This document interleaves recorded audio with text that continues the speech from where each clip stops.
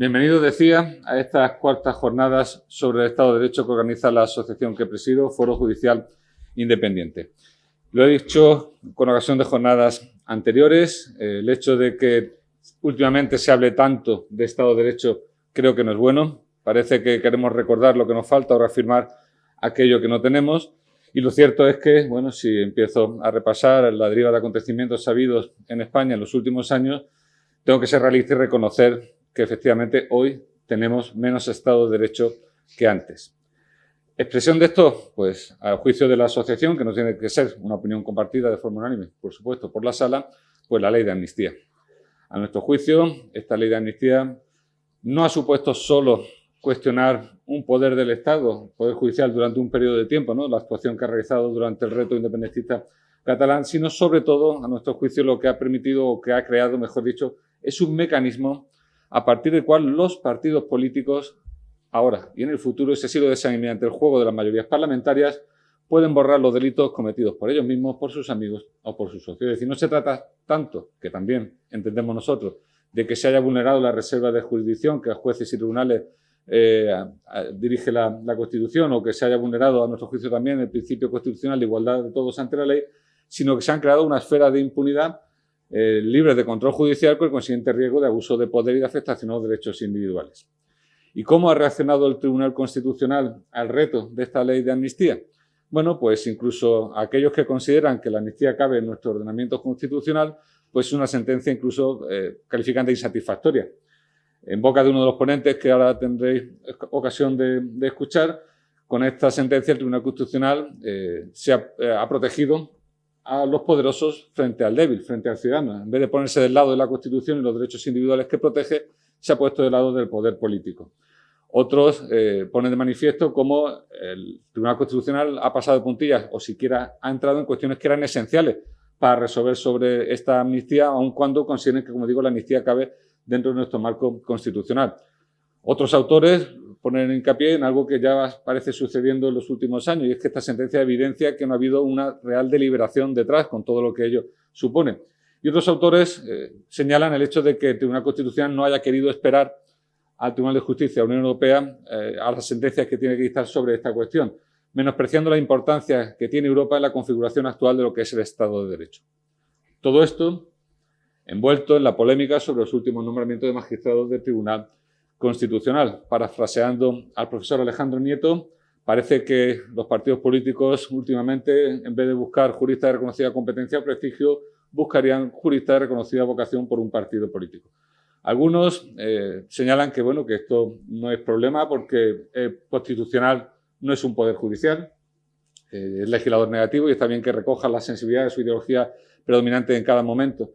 Pero claro, a estas personas hay que recordarles, como ya saben todos ustedes, que el Tribunal Constitucional no solo se dedica a declarar la inconstitucionalidad o no de las leyes, sino que también, por vía de amparo, puede dejar sin efecto decisiones, esta vez sí, del Poder Judicial, sentencias del propio Tribunal Supremo. Y aquí abrimos un paréntesis porque también ahora también es polémico, ¿no?, el posible extralimitación, la posible extralimitación que está haciendo el Tribunal Constitucional, ¿no?, de esta facultad. Sea como sea, el hecho de que efectivamente puede dejar sin efecto sentencias del Tribunal Supremo, bueno, hace que no sea una cuestión menor el cómo se elijan estos magistrados del Tribunal Constitucional, cómo desconectados o desconectados en definitiva estén del poder político.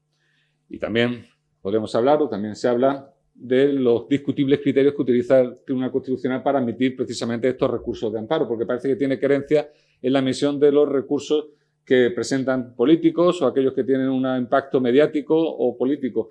Y, sin embargo, pues sacrifican el altar de la inadmisión a los recursos de amparo que presenta la ciudadanía, que cada vez más, en mi percepción, percibe el Tribunal Constitucional como un órgano que está ahí lejos arriba, al que solo puede alcanzar la élite.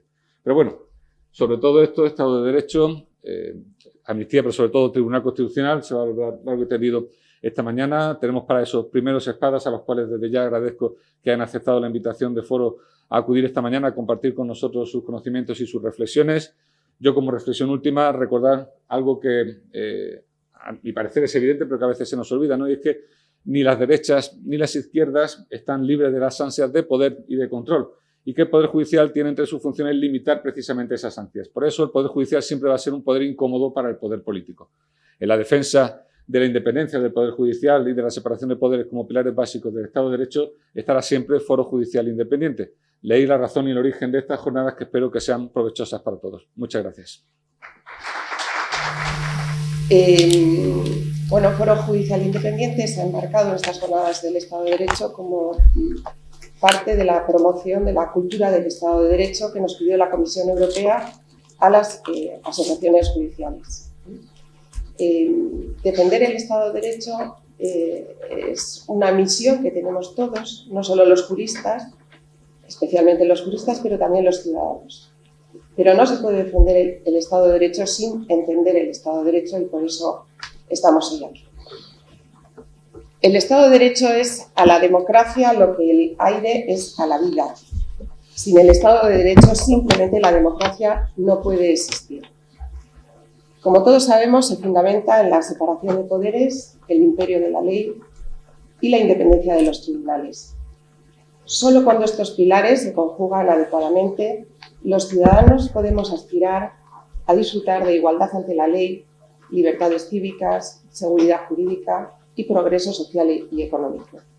Sin Estado de Derecho, ninguno de estos valores sería posible. En los últimos tiempos, sin embargo, la defensa del Estado de Derecho ha pasado de ser un consenso básico compartido por todos a convertirse en una batalla política, en un campo de confrontación que amenaza el debate racional, la crítica constructiva y, en definitiva, la confianza de los ciudadanos en la autoridad del derecho. Y es precisamente esa autoridad del derecho la que está hoy en el centro de la discusión pública a propósito de la ley de amnistía. Hoy tenemos la suerte de tener con nosotros a tres ponentes que nos van a ayudar a reflexionar sobre un tema tan apasionante como complejo, acerca del cual el Tribunal Constitucional ya ha dictado sentencia, pero como veremos no tiene la última palabra. En primer lugar, os voy a presentar, ya son todos conocidos, Teresa Freixes, es catedrática de Derecho Constitucional y catedrática Jean Monnet ad personam, es vicepresidenta de la Real Academia de Doctores, además de presidenta de otras sociedades cívicas. Teresa es una de las voces académicas más reconocidas en la defensa del Estado de Derecho y en esta etapa de su vida ha decidido dar un paso más y llevar su defensa ante los tribunales de justicia de la Unión Europea a propósito de la ley de amnistía. Hoy nos va a explicar los motivos de ese compromiso y su visión sobre el papel del derecho europeo en este debate. En segundo lugar, os voy a presentar a Maite, luego les voy a dejar hablar a todos. Os voy a presentar a Maite, que tampoco necesita mucha presentación. Es una cara conocida, durante 10 años ha sido eurodiputada del Parlamento Europeo y tras dejar la vida pública en el año 2024, ha retomado su actividad profesional y cívica. Maite ha sido, a su pesar, una de las voces más firmes en la defensa de los derechos humanos, las libertades civiles, denunciando sin ambigüedades los discursos del fanatismo y de la manipulación política, de casta le viene al galgo, voy a decir. Hoy nos ofrece la mirada del ciudadano destinatario de la norma, aquel a quien la exposición de motivos dice que hay que reconciliar y normalizar. Y por último os voy a presentar a Jaime Lozano, que es magistrado del Tribunal Superior de Justicia de Castilla-La Mancha, es vicepresidente de la Plataforma Cívica por la Independencia Judicial, es compañero de promoción y de fatigas por el Estado de Derecho, y Jaime ha elaborado recientemente una guía para el planteamiento de cuestiones prejudiciales en torno a la amnistía destinada a toda la carrera judicial. Estoy deseando ver su análisis sobre la sentencia del Tribunal Constitucional. Bueno, pues doy paso a Teresa y empezamos. Muchas gracias. Vale, gracias. Muchas gracias, Cristina. Gracias a Foro Judicial Independiente por permitirme estar aquí en este foro con todos ustedes, tratando de un tema que nos está ocupando realmente un espacio vital que no debería haber ocupado, porque a fin de cuentas esto no era en absoluto, digamos, de interés público ni necesario, como enseguida explicaré, pero claro, dadas las circunstancias, conviene analizarlo, conviene tenerlo en cuenta y conviene saber a qué nos estamos exponiendo, por decirlo de alguna manera. Tú decías que por qué en este momento. Bueno, es decir, siempre hay momentos en la vida. Yo recuerdo, bueno, una frase muy, muy querida para mí que me la puso Alfonso Guerra en el prólogo al libro sobre la transición que escribí el año pasado, y él decía: no podemos escoger la época que nos toca vivir, pero sí podemos decidir cómo afrontarla. Y entonces esto nos sucede en muchos momentos de la vida, ¿no? En otros momentos he tenido que ocupar de otros asuntos, y en medio de esos otros asuntos, que eran sobre todo bastante lejos de aquí, un día volví y me encontré con una manifestación contra el Tribunal Constitucional en Barcelona. Y pensé, manifestación contra el Tribunal Constitucional, ¿qué ha pasado aquí para que ahora se esté la gente manifestando contra el Tribunal Constitucional? No entendía qué es lo que había pasado y pensé, te estás ocupando mucho de cosas de fuera y no te estás ocupando de las de tu casa. Con lo cual el por qué, pues fue por eso, porque me di cuenta de que realmente también era muy importante defender aquello de que nos habíamos dotado con tantas dificultades en los años 70, defender aquellos valores que se plasmaron en la Constitución de 1978 y defender también todo lo que había detrás de nuestra integración en Europa, que no era únicamente las ganas de tener, digamos, un mercado común, sino bastantes cosas más. Y a partir de ahí, pues había que hacer alguna cosa. Y cada uno hace lo que puede, ¿no? O lo que sabe, o lo que, en fin, o lo que le va bien en un momento determinado. Como además esta última etapa más virulenta, desde el momento del procés, a mí ya me pilló al fin de mi carrera académica, porque ya hace años que estoy jubilada, pues pensé, vamos a hacer lo mismo que hacías en clase, pero vamos a ponerlo por escrito. Porque, bueno, yo claro, siempre daba el programa, pero lo daba con adornos, que decía. Y los adornos era relacionar aquello que los estudiantes tenían que aprender con la vida real, con lo que podía estar pasando. Y bueno, pues por eso también, como he tenido un ámbito de trabajo importante en Unión Europea, con Maite hemos coincidido, participado y organizado múltiples cosas con el Parlamento Europeo, tanto en Bruselas como aquí en España. Hay que situar esta norma, estas situaciones, esto que nosotros tenemos con todo ello en este ámbito, en el ámbito de la Constitución y en el ámbito de lo que sería el marco europeo. Recuerdo que al principio, tú también te acuerdas, Maite, nos decían, ¿y qué nos venís a contar aquí a Europa si esto es un problema interno de España? No, es que el Estado de Derecho no es un problema de España, no es un problema de los Estados miembros, también es un problema de la Unión Europea.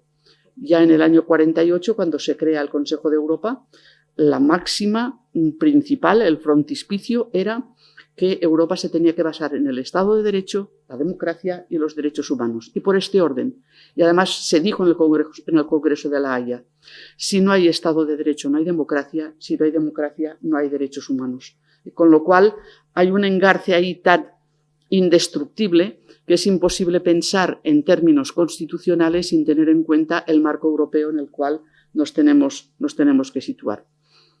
Y en concreto, con lo que hace referencia a esta ley de amnistía y el papel, sobre todo de los tribunales, del Tribunal Constitucional y del Tribunal de Justicia de la Unión Europea al respecto, pues viene determinado porque en el transcurso de ese proceso desgraciado que hemos pasado en Cataluña y que vemos que se está exportando al resto de España en diferentes ámbitos, se les ocurrió un día, porque bueno, los independentistas lo reclamaban. A mí que lo reclamen los independentistas es que ya es lo suyo. Ellos quieren una cosa determinada y por lo tanto pues la exponen. El problema está cuando se les empezó a hacer caso desde otros ámbitos. Y sobre todo cuando para obtener una investidura se pacta con ellos algo que se había dicho por activa y por pasiva que no iba nunca a otorgarse, que es la posibilidad de amnistiar a aquellas personas que habían protagonizado y dirigido el golpe de Estado del año 17 y que habían sido juzgadas y condenadas por el Tribunal Supremo y además habían sido después indultadas. Claro, decías, ¿y ahora qué más quieren? ¿No? Bueno, pues la amnistía. Y algo que parecía que no iba a llegar nunca, pues llegó. Llegó y se aprueba, pues con todos los problemas que esa aprobación conllevó, y poco antes de aprobarse tiene lugar algo que para nosotros desde la sociedad civil, desde el ámbito en el que yo he estado participando ahora últimamente, desde la sociedad civil, desde Sociedad Civil Catalana en concreto. Bueno, pues sucedió que poco tiempo antes de que se dictara la sentencia del Tribunal Constitucional, perdón, de que se aprobara ya el texto definitivo de la ley de amnistía, hubo una visita de la Comisión de Venecia aquí a España para analizar el tema desde la perspectiva del Estado de Derecho en el marco europeo. Yo participé en esa entrevista con la Comisión de Venecia dentro del panel de constitucionalistas expertos que nos llamaron y la verdad fue muy interesante porque ya en el diálogo que hubo con la Comisión de Venecia se vislumbraron bastantes cosas, aunque la Comisión de Venecia en el diálogo directo aquel no las podía evidenciar, pero si uno leía un poco entre líneas lo que estaban diciendo lo notaba, que esa ley presentaba deficiencias importantes. Y cuando apareció el dictamen, pues ahí quedaron bastante evidenciadas. Quedó evidenciado que no era una norma que se aprobaba porque hubiera un interés público general, que es lo que tiene que haber en todo caso en una ley de amnistía en un momento determinado, sino que respondía pues a una ecuación política, y esa ecuación política era conseguir una investidura a cambio de unos votos para poder aprobar la ley de amnistía. No acabó de quedar claro si se trataba o no de una autoamnistía, pero sí se dijo que las autoamnistías estaban prohibidas en el derecho europeo porque había una tradición constitucional en varios estados y, por ejemplo, sentencias del Tribunal Constitucional de Alemania en donde específicamente se consideraban contrarias a la Constitución las autoamnistías.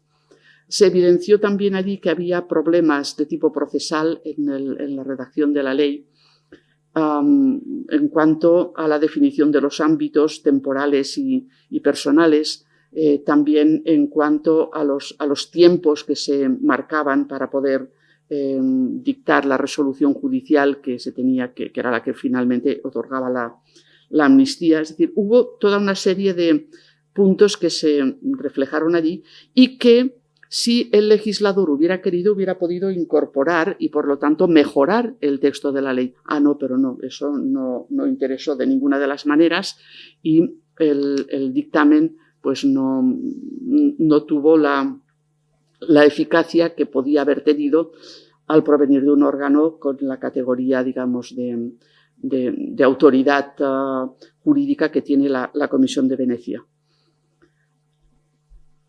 Se discutió mucho también el tema en aquella sesión de si la Constitución la podía admitir o no. Y claro, pues hubo unas referencias muy claras a la discusión de la Asamblea Constituyente, en donde se habían presentado enmiendas para poderla incluir y se rechazaron. Es decir, no es que la Constitución española no regulase la amnistía porque se la había olvidado. Se trató el tema y se rechazó. Con lo cual hay una voluntad del constituyente muy clara que se hace difícil de poder soslayar cuando después hay que desplegar la Constitución. Esto fue importante, esta discusión fue importante, y al final, en el mismo dictamen de la Comisión de Venecia, constaba la cuestión de que si tanta discusión había generado la constitucionalidad o no de la ley, ¿por qué primero no se reforma la Constitución y después se hace la ley? Que es la lógica, cuando el tema está tan enconado.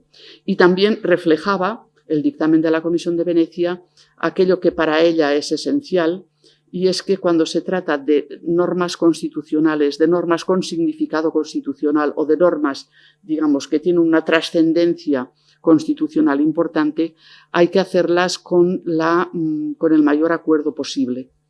Es decir, que no bastan con las mayorías exiguas para poderlas aprobar.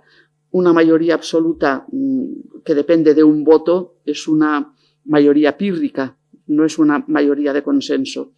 Y pedía a la Comisión de Venecia que se trabajara en la línea del consenso con los partidos políticos, con los agentes sociales, etcétera, etcétera. Bueno, todo eso, como he dicho, no se tuvo en cuenta.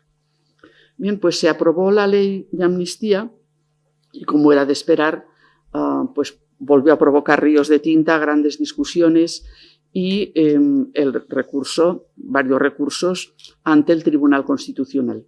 Algunos recursos de inconstitucionalidad y luego también recursos de amparo, personas que querían que se les aplicara directamente la ley de amnistía.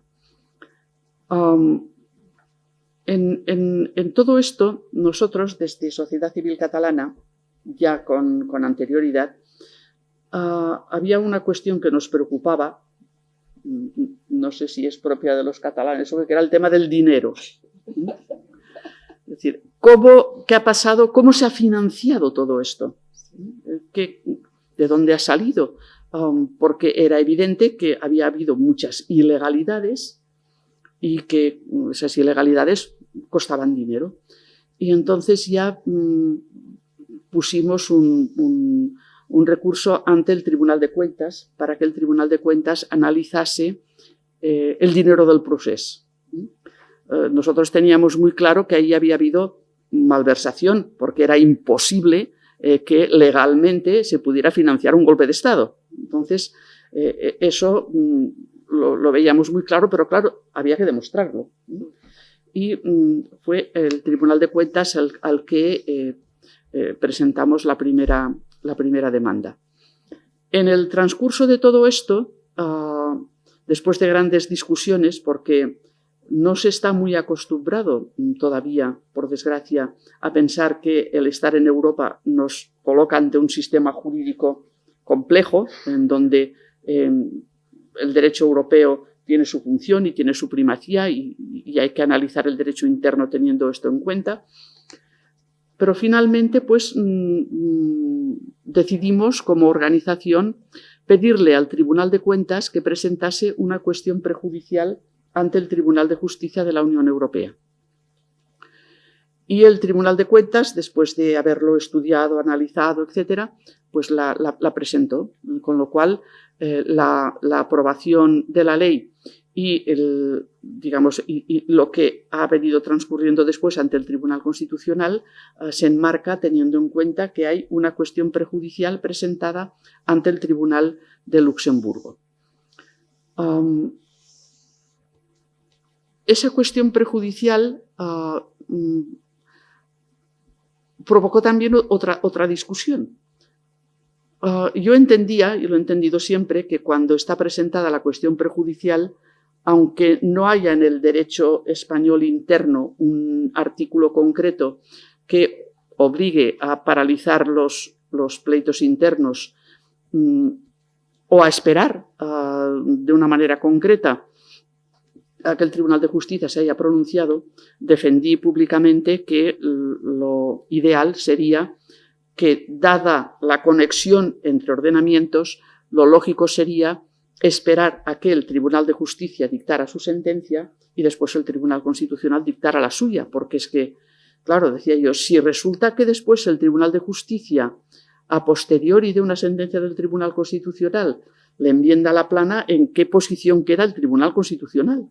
Es decir, queda en una posición poco elegante ante Luxemburgo, pero una posición desautorizada jurídicamente, de desautorización jurídica, lo cual es muy grave en este contexto. No hubo esa deferencia no existió, y el Tribunal Constitucional dictó su sentencia validando la práctica totalidad de la ley, porque lo que declaró anticonstitucional eran incisos muy poco relevantes. El Tribunal de Justicia,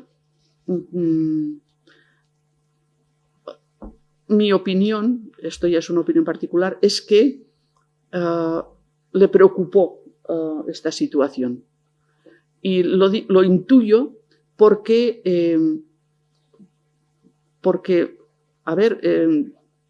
fijó la vista oral que tuvimos no hace muchos, hace unos meses, pocos meses, fijó la vista oral en un periodo, con un plazo, un periodo de tiempo que normalmente es más largo, es decir, hubiera podido esperar esa vista oral. Y el hecho de que le preocupara y que la fijara con una cierta premura, pensé, eso es que les tiene preocupado el tema.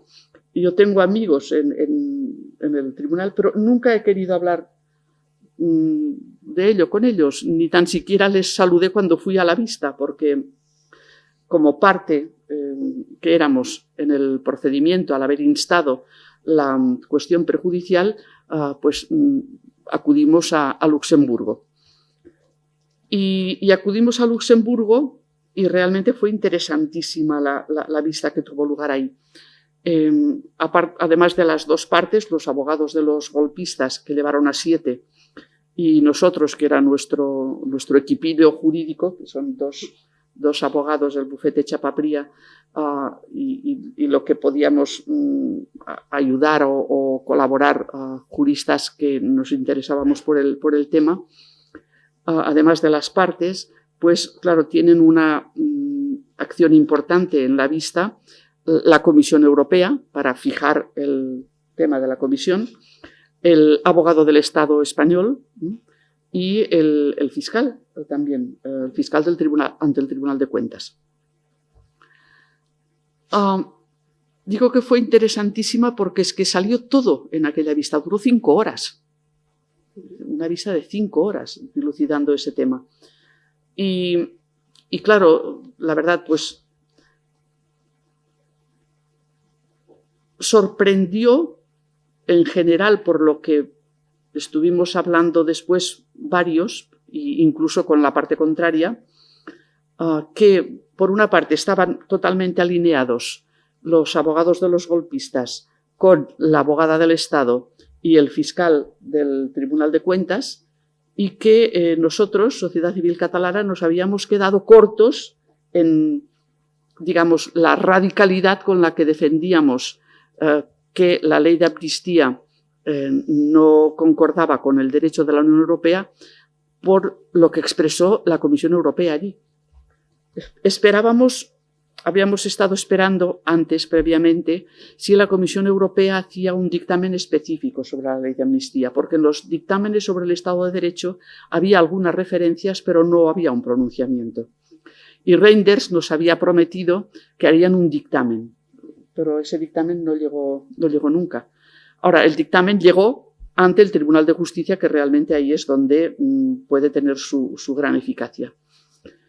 Y la afirmación tajante que realizó la Comisión Europea todo el tiempo de que aquella ley lo que era realmente era una autoamnistía, nos sorprendió, porque nosotros lo apuntábamos tímidamente como Sociedad Civil Catalana, pero es que la Comisión lo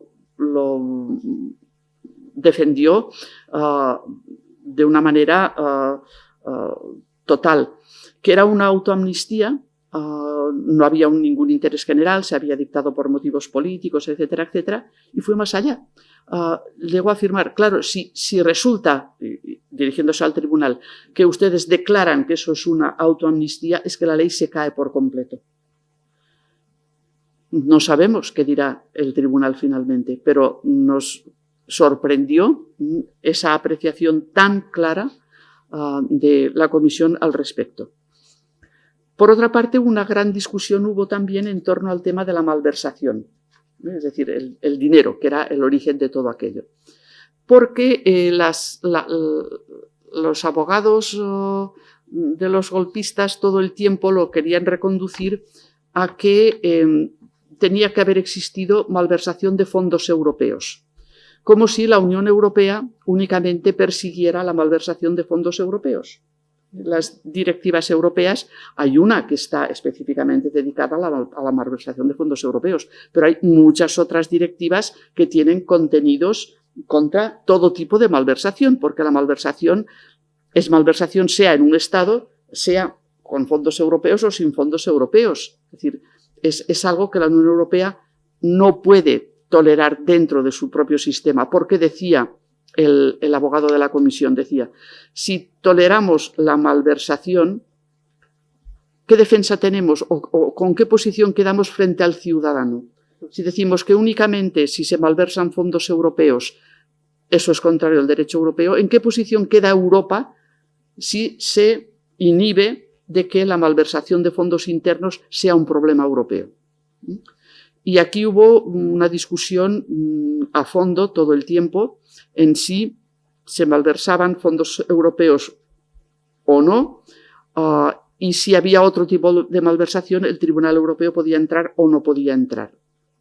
En este punto, claro, la Comisión defendió, creo que estaba bien defendido, que tal como estaba regulado el procedimiento para poder aplicar la amnistía y los plazos que la ley de amnistía fijaba, eran plazos que en un examen económico de todo lo que se había gastado durante el proceso eran insuficientes para poder averiguar si realmente había habido malversación de algún tipo o no la había habido. Pero también dijo, vamos a ver, el pleito ante el Tribunal de Cuentas está paralizado, porque la presentación de la cuestión prejudicial lo deja sin terminar. Si resulta que apreciamos que no se ha podido todavía dilucidar si ha habido esa malversación o no, nos queda la última fase ante el Tribunal de Cuentas después de la sentencia de Luxemburgo, en la cual se podrá cerrar el tema de si el Tribunal de Cuentas aprecia que ha habido malversación o no y en qué puntos concretos. Con lo cual deja la puerta abierta a la continuidad del pleito ante el Tribunal de Cuentas. Otra cuestión que también fue muy discutida es que los abogados de los golpistas insistían en que, como ya había habido sentencia del Tribunal Constitucional, no podía entrar el Tribunal de Justicia de la Unión Europea a examinar el caso. Y además pedían extemporáneamente que lo declararan inadmisible. Pero ¿cómo lo pueden declarar inadmisible si estamos aquí en la vista oral? Es decir, es que eso ya es extemporáneo totalmente, ¿no? Pero esto derivó, este planteamiento que lo provocaron ellos, derivó en el debate de, bueno, pues si resulta que el Tribunal Constitucional ha dictado la sentencia y considera la amnistía constitucional, esa sentencia va a poder tener efectos y va a poder ser aplicada si la sentencia de Luxemburgo reconoce que ha habido malversación o que hay una autoamnistía, es decir, reconoce que la ley de amnistía no es contraria al derecho de la Unión. Y aquí el vicepresidente del Tribunal de Justicia, que es el ponente en este caso de la sentencia que vendrá, realizó reiteradas preguntas tanto a la abogada del Estado como al fiscal ante el Tribunal de Cuentas para decirles que si el derecho español, cómo regulaba el tema de ese tema concreto. Si el Tribunal de Justicia dictaba sentencia contraria a la ley de amnistía, ¿se podría aplicar la ley de amnistía en España? Claro, ellos al final tuvieron que reconocer que no se podría aplicar por la primacía del derecho comunitario. Con lo cual, claro, hay muchos elementos ahí que permiten tener una cierta esperanza de que en el Tribunal de Justicia pues, nos van a aclarar bastantes cosas. Es decir, no sé si toda la ley de amnistía decaerá, si serán partes concretas, pero realmente va a ser interesantísima la sentencia. Estaba presente también el abogado general, claro, porque tenía que estar en sala, hizo una intervención muy formal, porque no podía él desvelar tampoco cuál sería el contenido de su opinión, que está al caer. Pronto, en pocas semanas, tenemos que tener ya el dictamen del abogado general. Y esperamos que para, pues no sé si diciembre lo veo un poco justo, pero para enero, máximo febrero, yo pienso que podemos contar ya con una sentencia del Tribunal de Justicia al respecto. No sé si es esto lo que querías que contara. Sí. Pues muy bien, Teresa. La verdad que ha estado estupendo. Yo creo que hemos entendido perfectamente cuál es la situación del tema y ahora ya estamos expectantes por ver cómo se desarrolla esto. Sí. Gracias. Muy bien. Pues Maite. Sí.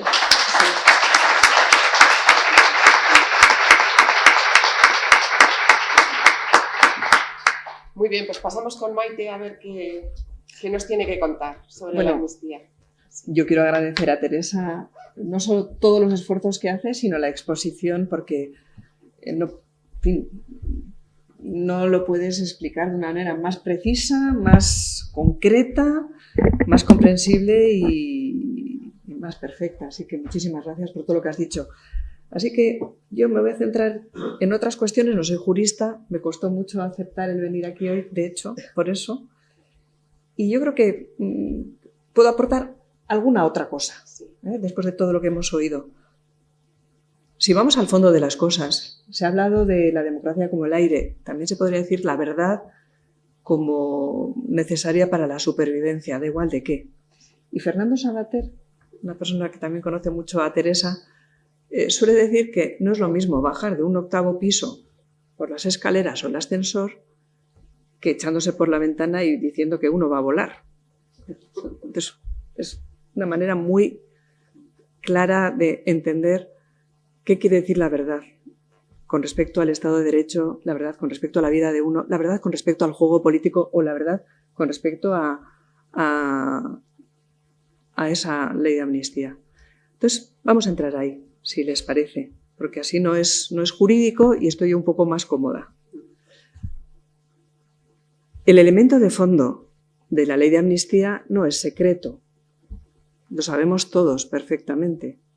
Deriva de un pacto entre Junts y el Partido Socialista Obrero Español que firmaron y negociaron el señor Turull y el señor Santos Cerdán, que ahora está en una situación de prisión provisional.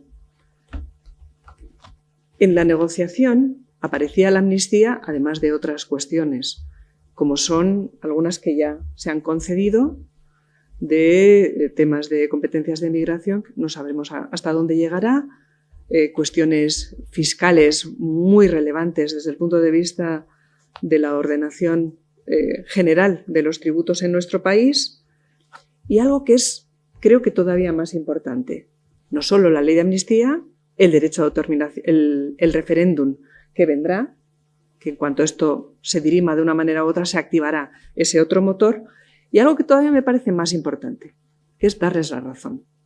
Y ahí creo que tenemos que entrar. Cuando se dice de una manera muy ingenua que hubo movilizaciones en favor de la independencia, que la culpa, por supuesto, la tiene el Tribunal Constitucional en el pasado y el Partido Popular por introducir un recurso, que la cuestión del reconocimiento de Cataluña como nación o las limitaciones del autogobierno o los déficits acumulados, las reivindicaciones, y llega hasta el decreto de nueva planta, los decretos, esta es la parte más relevante, en mi opinión, de todo lo que va a derivar en esa ley de amnistía. Porque no es solo que en el caso, Teresa ha sido muy discreta y no ha hablado de arbitrariedad de forma explícita o de impunidad de forma explícita.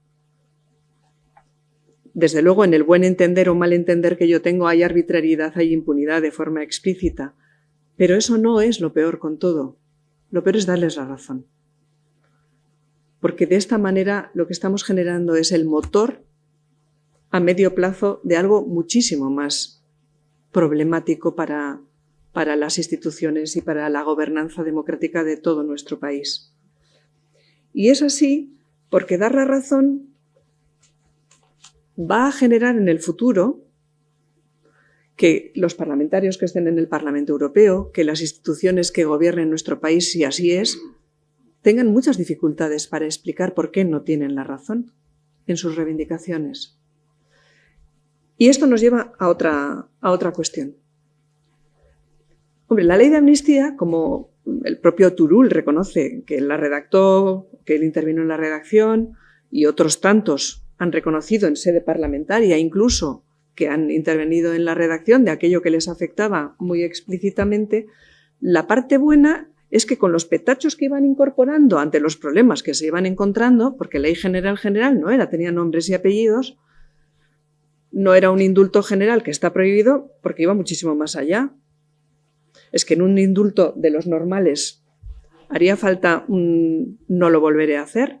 Y justo el lema de todas estas personas durante todos estos años de negociación es que no reconocen que hayan hecho ningún ilícito en realidad, piensan que es legítimo, lo dicen claramente en el acuerdo entre el Junts y el Partido Socialista, y además la frase la han convertido en lema, lo tornarán a hacer. Con lo cual, si para un indulto normal no les habría llegado. Tomás y Valiente en A orillas del Estado lo dejaba clarísimo. Felipe González lo ha dicho también. Ustedes, ¿qué les voy a decir? Que saben de esto. Yo no lo sé, pero yo sí que leo, ¿no? Bien. La cuestión es, si no llegaba para indulto general prohibido, no, es que nos hemos ido mucho más allá. Es una norma no general que tiene un bien jurídico muy, muy discutible y además redactada por los que lo van a protagonizar, van a estar afectados e interesados y van a recibirlo. Lo bueno de los petachos es que nos han ido dejando muescas de qué es de verdad el proceso. No era una ensoñación, era un golpe posmoderno.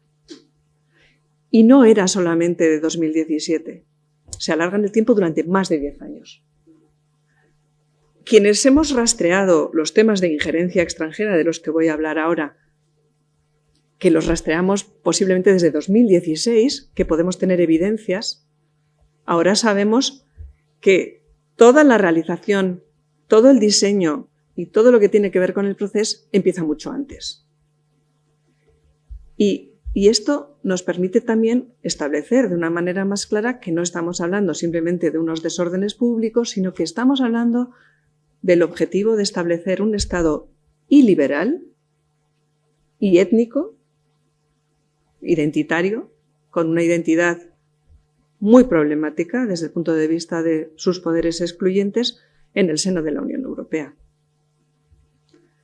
Y, claro, se hace de una manera en la que se sortean todos los instrumentos que tenemos para defendernos, porque se realiza en el siglo XXI con unas capacidades de nuevas maneras de tumbar el Estado democrático en la que no hacen falta tanques. Y de ahí la enorme complejidad de enfrentarnos a este tipo, a la máscara y a la parte de fondo que presenta el proceso. Ahora sí sabemos que es más de 10 años. Y ahora sí sabemos de forma muy explícita que cada uno que tenía una causa ha ido poniendo su pegotito en la ley. Si vamos a ir a las cuestiones de facto con respecto a la sociedad española, no desde un punto de vista jurídico, sino desde un punto de vista político y social, tenemos que ir a las causas más profundas. La preexistencia de una identidad entendida de una manera esencialista, de una manera agresiva, de una manera tóxica, es preexistente al motor del proceso. Aunque se pone en marcha como una gran estrategia de país desde el punto de vista político de los dirigentes catalanes, ya con Pujol, ya con Jordi Pujol. Y está escrito también. También podemos recuperar esos textos y nos da la línea de continuidad hasta llegar a la parte más virulenta del proceso. Hay una parte que una parte muy importante de los catalanes no pueden reconocer que el gobierno catalán, los diferentes gobiernos catalanes han tenido una identidad, una manera de entender la identidad esencialista, porque están dentro de ese marco ya. Cuando Luis Basset, que es un gran analista, dice sobre el proceso en concreto, los hijos y nietos de inmigrantes recientes admitían la preeminencia del catalán. Si miramos el fondo de la frase, es tremenda. Y dice, la intensidad, la velocidad ha roto esto. Dice en otro artículo, en otro momento, se ha pasado del catalanismo posibilista al quimérico. Pero es muchísimo más que esto. Durante varias décadas, en Cataluña se ha ido desincentivando la libertad de conciencia y la libertad ideológica de los no afectos, a comillas, eso que podría ser casi una religión de sustitución que Baset llama catalanismo, que otros pues llaman pueblo catalán y sus reivindicaciones históricas desde las aboliciones de los decretos de nueva planta. Y esta es la cuestión de fondo. Mucha gente en Cataluña ha vivido entendiendo la preeminencia del catalán, en su sentido más abierto, de una manera de identidad en la que tú no puedes ir más allá de lo que te están marcando quienes marcan el poder político y las ideas preeminentes en la sociedad. Eso no es una democracia plena. Y es algo que además se desarrolla de tal manera que el nacionalismo populista es victimista y aquellos que no pueden desarrollar plenamente otra manera posible, en democracia hay muchas maneras de poder articular el futuro social o las maneras de relacionarnos o las leyes de las que nos dotamos. Eso queda anulado y se generan espirales del silencio para estigmatizar a aquellos que no son afectos. Y queda desconocida la microviolencia moral y política que se ejerce contra los no afectos. No ha habido muchos asesinatos en Cataluña, es cierto, pero la muerte civil y la muerte social ha existido durante todas estas décadas, no solo en los tiempos del proceso. Y al no haber muertes, esa manera de discriminación y de anulación del efectivo derecho de la libertad ideológica y de conciencia, que es el fondo, la sustancia, una de las sustancias de un Estado democrático y de derecho, es que la gente sí pueda pensar, sí pueda decir cosas distintas que las que dice el poder, sí pueda tener una manera de identidad distinta, pueda tener una manera de identidad incluso de sumar y no de restar. ¡Qué escándalo!, ¿verdad? Todo esto ha pasado desapercibido porque en la opinión pública, muchas veces española, y en la opinión pública internacional, aparecía como un elemento de democracia y de reivindicación histórica. Es un gran tongo. Este elemento marca lo que es el pasado de lo que ha llegado al proceso y el futuro de lo que va a pasar después de esta ley de amnistía. Por eso me parece a mí que hay que aportarlo. Los rasgos, simplemente para que ustedes lo sepan, son bastante comunes en todas las formas de populismos, pero en este caso un identitarismo excluyente o esencialista, que luego puede tener fases, ¿no? Pues como la gripe, más o menos fuertes, con picos. Es una falsificación grosera de la comunidad y de su historia, el establecimiento de una comunidad imaginada como víctima histórica perfecta, la reivindicación de una única forma de comunidad considerada natural y esencial, la aceptación de un único discurso sobre el, comillas, auténtico ser nacional y un lenguaje político ultrasentimental. Si a esto ustedes le añaden el ejercicio de la presión, del acoso, la microviolencia, la violencia política sobre figuras escogidas, que el victimario pueda mostrarse en la opinión pública como la víctima y que la víctima real quede estigmatizada, generando adintra de la comunidad una espiral de silencio que hace callar a muchos y poder reivindicar la supremacía del discurso hacia afuera, en el resto del país y en el espacio internacional, lo que tenemos es sometimiento hacia el interior de la comunidad no afecta y victimizarse en el exterior. Esto como componente, digamos, en el mundo analógico. Ahora incorporémosle la tecnología punta y la injerencia extranjera que contrataron con los rusos a partir de 2016. Y nos encontraremos en todo eso que llevó al principio de la discordia civil en Cataluña a partir de 2017. Miren, en el Parlamento Europeo, yo estuve desde 2014 hasta 2024, nos tocó ver la operación gigantesca de marketing y de desinformación que llegaba a través de las agencias de noticias en inglés. Al tiempo, poco tiempo después, afortunadamente, todos los servicios de inteligencia, incluido de la Comisión Europea, la SEAE, vieron la enorme operación de injerencia extranjera rusa. Pero en el momento, los que lo vivimos día a día allí, hubo días que estábamos asfixiados porque las imágenes falsas de tanques que no eran, los bulos sobre Estonia, todos los bulos que ustedes se puedan imaginar sobre violencia policial, cuando tenemos una de las policías más democráticas, con protocolos más civilizados de toda la Unión Europea. O sea, nada que ver con las actuaciones de otros cuerpos policiales. El pueblo catalán nacionalista como el único pueblo catalán. El ocultamiento absoluto de la pérdida de derechos fundamentales en muchos casos en cuestiones sustanciales como la inmersión lingüística obligatoria o la violencia ejercida contra los políticos no nacionalistas o contra los jueces. De algunos jueces, para que todos los jueces apuntasen: no quiero ser como Llarena. O lo que les pasaba a las familias de los guardias en los institutos, o agresiones a niñas de 10 años porque se habían atrevido a pintar una bandera española. Todo eso no existía en la opinión pública internacional. Pero, hombre, un referéndum es democrático, con una trampa extraordinaria.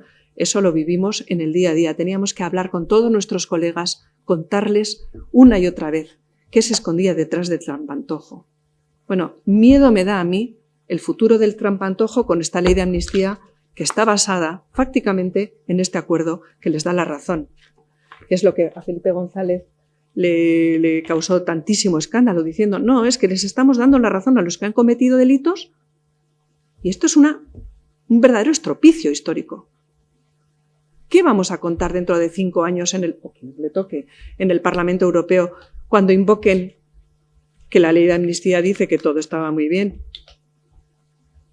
y que todos esos hechos, pues bien hechos estaban? O la idea de la normalización, cuando el fondo, el elemento tóxico de fondo, es un identitarismo excluyente.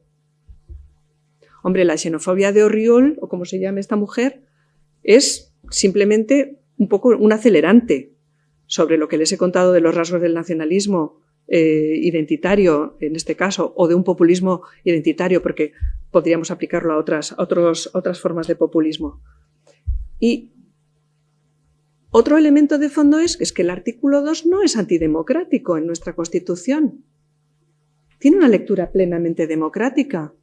El señor Dion, uno de los expertos en constitucionalismo, que consiguió, con la Ley de Claridad y con su libro Le Pari de la Franchise, la apuesta por la franqueza, articular una manera clara, saliendo de las trampas, de los trampantojos, de todos estos disimulos, plantear las cuestiones de la secesión en una Constitución que es una excepción, y él lo dice en una entrevista que hizo al País en 2017, Canadá y Reino Unido tienen esa posibilidad que la mayoría de las constituciones no tienen, y él dice, y es lo normal, porque los derechos de ciudadanía son derechos transmisibles, además, y la interpretación democrática es que es el derecho de uno el que está en juego, y por eso hay constituciones que marcan la unidad de un Estado y su carácter democrático, porque estamos jugando con los derechos de ciudadanos a los que se les quieren quitar y de un cuerpo al que se le quiere hacer trampa al respecto. Teresa lo ha dicho muy claro, cuando se quieren hacer cosas, se pueden hacer por la derecha. ¿Que quieres una ley de amnistía? Cambia la Constitución y a ver qué dice el cuerpo electoral. ¿Que quieres otro tipo de debates? Haz una ley de referéndum. Pero la ley de referéndum se puso, se quitó y Sánchez dijo que le iba a poner. Sí, igual sí, pero para hacer lo contrario de lo que dijo. Bien, en todo caso, el elemento de fondo es, el elemento tóxico persiste. No es solo voluntad de poder. Es una voluntad de poder iliberal, antidemocrática de fondo, porque lo que pretende anular es la libertad de conciencia, la libertad ideológica y política de fondo. Que alguien no quiera ser nacionalista. ¡Qué escándalo! Bueno, el propio Basset, que es un analista reputado, le he estado leyendo estos días para ver cómo iba manejándose en el tiempo con todas estas cuestiones, decía, ¡ay, qué escándalo cuando Ciudadanos, fuera del catalanismo, fuera de la religión esta! Dice, pero también hay que entender por qué, como diciendo, es que igual estamos apretando mucho. Pero el elemento de marco de fondo democrático es, ¿y por qué uno no va a pensar diferente? ¿Por qué uno no puede conjugar sus identidades como le dé la gana? Teresa y yo tenemos lengua materna diferente al español y nunca nos ha causado ningún problema. Nuestras peculiaridades culturales, familiares, que son además, en muchos casos, muy minoritarias, no nos han causado nunca ningún problema. No necesitamos que todo el mundo funcione como comíamos la tortilla de patata en nuestra casa para estar contentas, ¿no? Bueno, y ahí entonces vamos al fondo de la cuestión, que es el Tribunal Constitucional. Hombre, es una tomadura de pelo. La larga cambiada de decir que no entran en las cuestiones del fondo de por qué se ha hecho la ley. No, es un escándalo. Si estamos hablando de una reconciliación ante algo tan grave como un principio de lo que fue una ruptura de la sociedad catalana desde dentro, con un plan además de romper el principio de legalidad, el imperio de la ley, y ya ir desmelenados a un régimen populista, desmelenadísimos. Bueno, en la fase, no sé qué regímenes populistas podrían tener estas características en el mundo, pero tampoco hay tantos. Hay dictaduras y luego hay regímenes populistas que van hacia la dictadura, que van al absolutismo y a la arbitrariedad. Porque la ciudadanía plena solo se puede dar en democracia. Pero es que en Cataluña la ciudadanía plena ha estado muy mutilada en algunos aspectos. Y eso se ha consentido. ¿Cuántos años de incumplimientos de sentencias del Tribunal Constitucional se han dado con respecto a Cataluña que no les daba la gana de cumplir? Eso ha ido generando pues una arrogancia desde el poder y desde el punto de vista de la interpretación de la naturalidad de ese sesgo. Y ese es el problema de fondo. Bien, entonces yendo a la ley de amnistía, que a mí me parece una tomadura de pelo, y lo del Tribunal Constitucional más, debo decirlo, tendríamos que volver a los clásicos. Y yo por eso, aunque iba hoy a hablar de Bion, voy a hablar de Tucídides.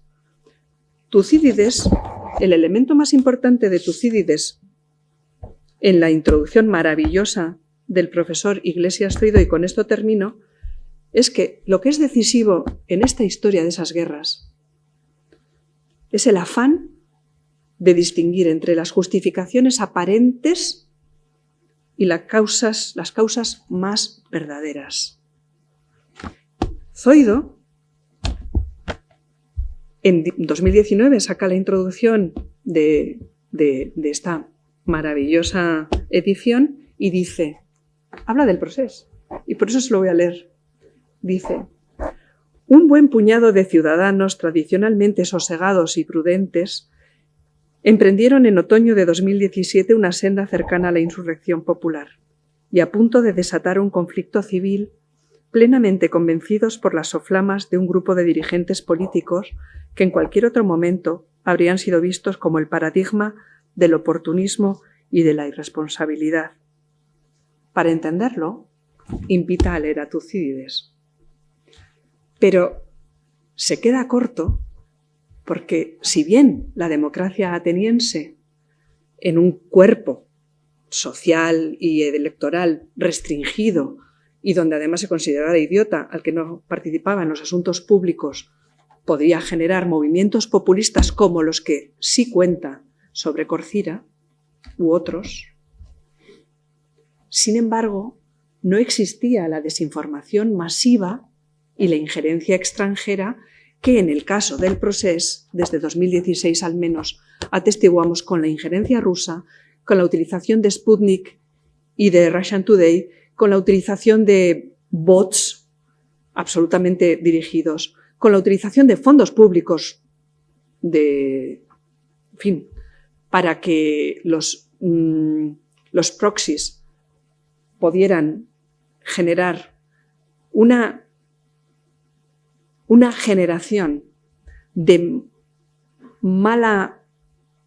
mentiras acerca de la democracia española, de mentiras hacia el Estado de Derecho español, con el objeto de desestabilizar. Pero no solo eso, la parte ciber, que encaja tanto de forma moderna con la mentalidad de un presidente que ha sido exagente de la KGB, ¿verdad? Eso, adaptado al siglo XXI, se queda corto con lo que ocurrió y que está reconocido por todos ellos. O sea, no estamos hablando de algo que nos estemos inventando, no, lo han ido reconociendo en distintas entrevistas, en distintos lugares, han reconocido cada una de las cosas que les estoy diciendo, tanto esto, desde 2016, como la oferta de agentes de campo y de 10.000 militares para destrozar la convivencia y la paz en nuestro país y destrozar la Unión Europea, porque las campañas de comunicación y de desinformación que tenían habían tensionado muchísimo la manera en que los poderes públicos europeos miraban hacia nuestro país. Si hubiera reventado, si hubiera habido muertos, la opinión pública europea se habría polarizado de una manera rapidísima y habría sido un desastre. Porque había tantas mentiras introducidas que si hubiera habido muertos, y los ofrecían, hubo agentes de campo varias veces, no se pueden imaginar las cosas que se ha llegado a poder descubrir, que estuvimos en un riesgo extraordinario todos los europeos. Por eso, los servicios de inteligencia de los distintos países poco después empezaron a emitir informes y a ofrecer públicamente a España sus capacitaciones, porque en sus estudios habían salido cosas impresionantes desde el punto de vista de la utilización de la parte ciber del golpe. Claro, la víspera de la declaración de la Independencia Express, el agente, el que se dedica a la diplomacia, digamos, oscura de Putin, se reunió con Puigdemont en el Palacio de la Generalitat para decirle que les ponían pasta, dinero, agentes de desestabilización y que, en fin, se podía en una Cataluña independiente generar una especie de paraíso fiscal para las criptomonedas, que a ellos les venían muy bien porque son una cleptocracia. Afortunadamente se echó atrás. Afortunadamente eso no ocurrió, no hubo esos muertos, esa espiral de violencia que se podía haber declarado, esa opinión pública a los días empezó a descubrir, Le Monde y otros periódicos importantes empezaron a descubrir las trampas que les habían metido y empezaron a contarlas. Y afortunadamente, y esto es muy, muy importante y nunca tendremos suficiente capacidad para dar las gracias, tanto Tajani como Juncker se pusieron al lado de España, vinieron a España y estuvieron en la entrega de los premios Princesa de Asturias, con un compromiso completo para reforzar lo que también fue una actuación extraordinaria de la corona, no hay duda. Estuvimos a punto de perderlo todo. Y que todo eso se convierta en, pues no sabemos por qué, se llevaron mal. Hombre, habrá que pacificar, habrá que normalizar. ¿Normalizar qué? Si el problema es que esto está relacionado con darles la razón, incluso desde el punto de vista a sus reivindicaciones más peregrinas en lo histórico. Esto genera, aparte de desincentivar los buenos comportamientos y de incentivar, en fin, todo tipo de trampas políticas, es que nos genera un problema de futuro. Así que va a ser muy complicado de gestionar, vamos a tener que trabajar muchísimo, pero tenemos que identificar las causas más verdaderas que nos habría dicho Tucídides. Y no tiene excusa el Tribunal Constitucional, después de Tucídides, de hacer lo que ha hecho. Es mi opinión personal. Perdone. Gracias.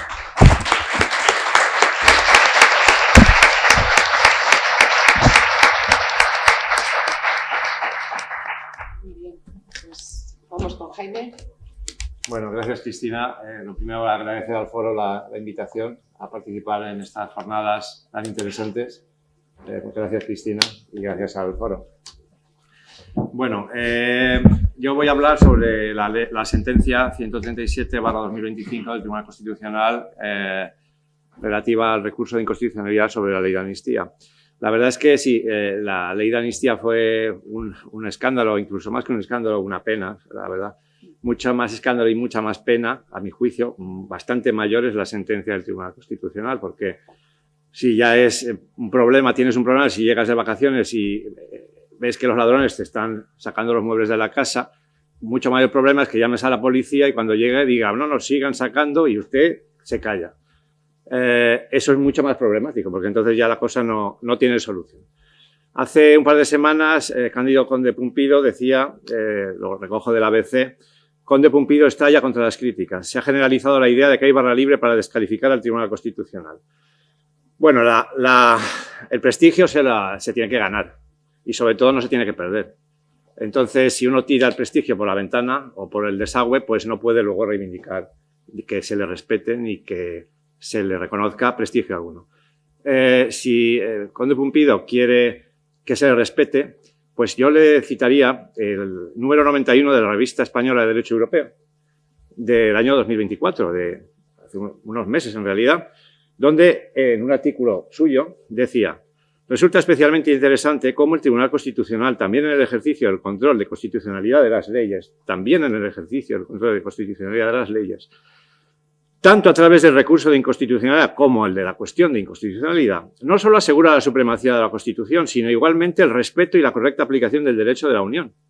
Sin embargo, 6 meses después, patrocina una sentencia donde se dice que el derecho constitucional y el europeo son compartimentos estancos, que una cosa no tiene que ver con la otra y que lo que hemos dicho para las cuestiones de inconstitucionalidad no vale para los recursos de inconstitucionalidad. Es decir, del blanco al negro.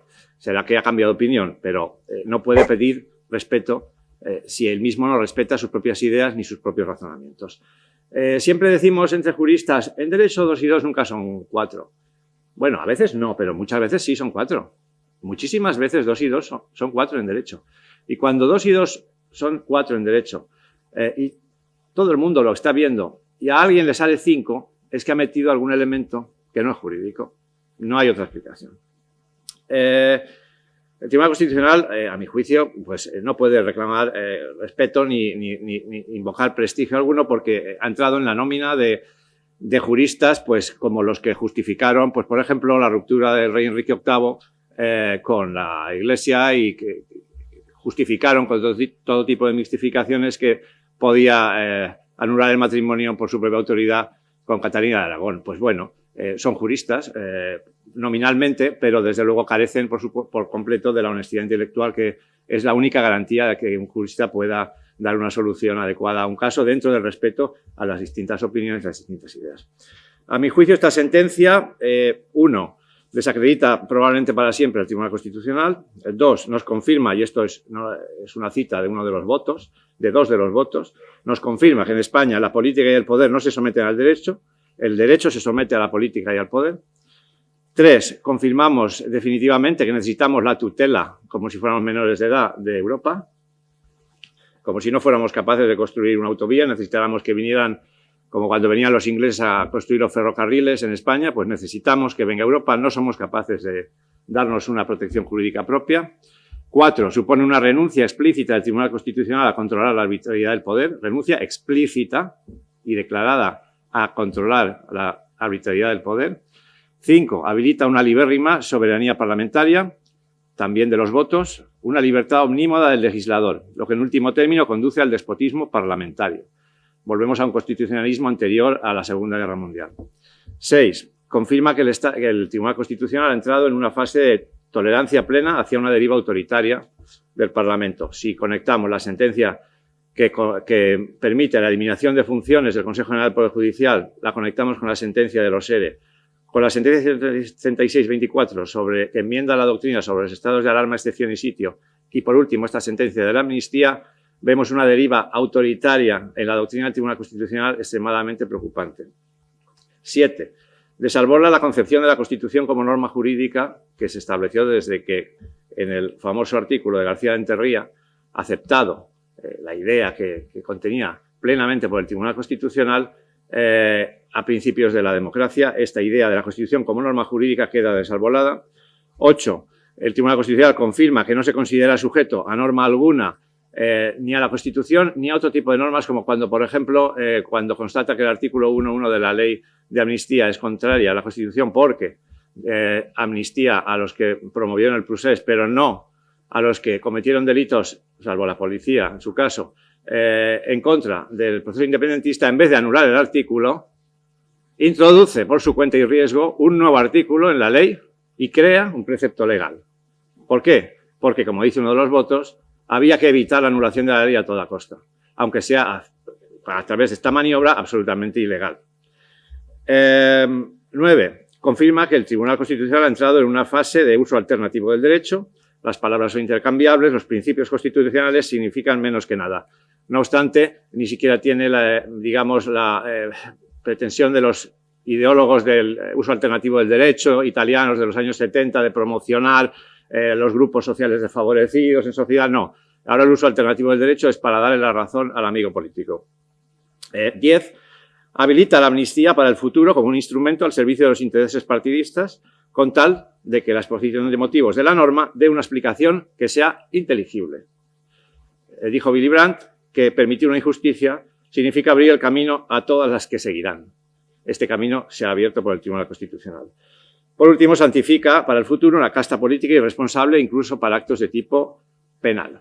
Y, finalmente, el Tribunal Constitucional pretende convencernos, como Groucho Marx decía, que va a creer usted más a sus propios ojos o a mí. Vamos a ver, pues yo sigo creyendo a mis propios ojos. Entonces, la sentencia de amnistía es inconstitucional, perdón, la ley de la amnistía es inconstitucional, por mucho que el Tribunal Constitucional diga que no. Yo esto nunca lo había dicho. Yo, aunque considerara que una ley es inconstitucional, en el momento que el Tribunal Constitucional decía que era constitucional, jamás me había atrevido a decir, bueno, pero es inconstitucional. Podría decir, bueno, yo no lo veo claro, pero hay que admitir que es constitucional. Pues no, la ley de amnistía es inconstitucional. Diga lo que diga el Tribunal Constitucional. Si nos centramos en lo que ha pasado en el Tribunal Constitucional desde un punto de vista puramente externo, sin entrar todavía en los argumentos, vamos a ver, primero, que el Tribunal Constitucional se niega a plantear una cuestión prejudicial europea cuando estaba absolutamente obligado a hacerlo, de los votos particulares. La sentencia determina para siempre una incomunicación constante entre el TJUE y el Tribunal Constitucional. Se acabó el tan ponderado diálogo entre tribunales. Se acabó la obligación del Tribunal Constitucional de velar por el respeto al principio de primacía del derecho de la Unión Europea. Sencillamente, tras esta sentencia, el Tribunal Constitucional queda fuera del sistema judicial europeo. De otro de los votos, el Tribunal Constitucional actúa con absoluto desconocimiento de los tratados de la Unión Europea. También desde el punto de vista puramente externo, de la forma de actuar del Tribunal Constitucional, se acelera la fecha de votación y fallo sin ninguna razón que se sepa, mientras se hace esperar al resto de recursos su turno correspondiente. Además, se deniegan, pese a peticiones expresas, más sesiones de deliberación. De uno de los votos se dice que se han tomado decisiones presidenciales en el sentido schmittiano del término, es decir, de Schmitt, del ideólogo jurídico del nazismo, que hablaba de la decisión del dictador, que era fuente legítima de derecho. De manera muy, digamos, elegante, Enrique Arnaldo le achaca a Conde Pumpido que es un dictador. En El País, el 7 de agosto del 25, Pedro Cruz Villalón dice: la sentencia ha optado por polarizar a base de no deliberar. ¿Hubo ocasión de exponer a suficiencia en el pleno del tribunal las respectivas posiciones antes de concluir en voto discrepante en caso de derrota? No lo parece a juzgar por el ritmo de la deliberación seguido. La decisión hubiera requerido una deliberación sin fecha de caducidad. En suma, el cuadro resultante ha sido el de una justicia constitucional en cuyo seno no se delibera, con el efecto de aparecer como una instancia de mera traslación del conflicto a una instancia adicional carente del efectivo valor añadido para el desarrollo de nuestra vida pública. Es decir, una instancia inútil por completo, o más que inútil, dañina. Eso lo digo yo. Ramón Trillo, en El cronista del Estado Social y Democrático del Derecho, dice: la deliberación es el fundamento de la autoridad que sustenta el poder que les ha sido conferido a los jueces en los órganos colegiados. Además, todavía en un examen exterior de lo que pasó, no voy a entrar en detalle, pero se cometieron manifiestas irregularidades en lo tocante a las recusaciones de magistrados. No entraré en el detalle porque nos alargaríamos demasiado. Además, como he dicho antes, para salvar un precepto en el que ya no veían cómo salvarlo, crean un nuevo precepto legal. Indúltese también a quienes cometieran delitos oponiéndose a la amnistía, pero ¿cómo indúltese? Usted no era el legislador negativo, el Tribunal Constitucional, ahora ya es legislador negativo, positivo y de todo tipo. Como digo, uno de los votos, la sentencia hace decir a la norma lo que no dice, porque leída en sus exactos términos sería inconstitucional, algo que hay que evitar a toda costa. Lo que hace en este punto la sentencia es hacer de legislador. Sencillamente lo que sucede es que la ley de amnistía es nula por la discriminación expresa por razones ideológicas, pero no se declara. Además, en sexto lugar, la sentencia limita sistemáticamente el scope, la perspectiva de las cuestiones que se plantean por las partes para manejarlas mejor. Dice Ramón Trillo, en el mismo artículo que he citado antes, la sentencia es un puro secarral dialéctico. Quien con apariencia de apretarse los machos para lidiar la compleja faena, lo que hace en realidad es eludirla, tomando el olivo de una literalidad que le permite ausentarse en bloque de pronunciarse sobre los puntos de debate ofrecidos por los recurrentes.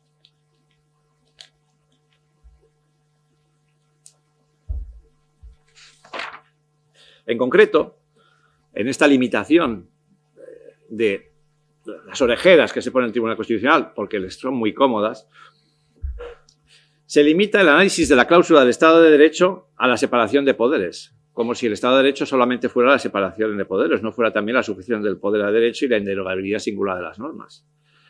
Se limita el concepto de autoamnistía estrictamente al ámbito del artículo 102 de la Constitución, que prohíbe indultar a los miembros del Gobierno, como si el concepto de autoamnistía, y más después de las declaraciones del Tribunal de Justicia de la Unión Europea, no fuera mucho más allá.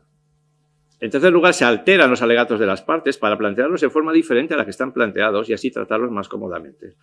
Y por último, se rechaza que la ley de amnistía, y esto para mí es un punto esencial, sea una ley singular. Pero se rechaza limitando el examen a un tipo de ley singular, que es el de ley autoaplicativa, en la que el legislador sustituye al Ejecutivo, pero sin analizar otros supuestos, a lo mejor más residuales, pero que existen en la jurisprudencia constitucional, de leyes singulares. ¿Qué le permite al Tribunal Constitucional negar la evidencia de que la ley de amnistía es una ley singular? Si la ley de amnistía fuera una ley singular, sería mucho más difícil que es una materia permitida al legislador por el artículo 66 de la Constitución, porque, como dice uno de los votos particulares, amnistiar no es legislar. Y si amnistiar no es legislar, no tendría una habilitación implícita a través del artículo 66.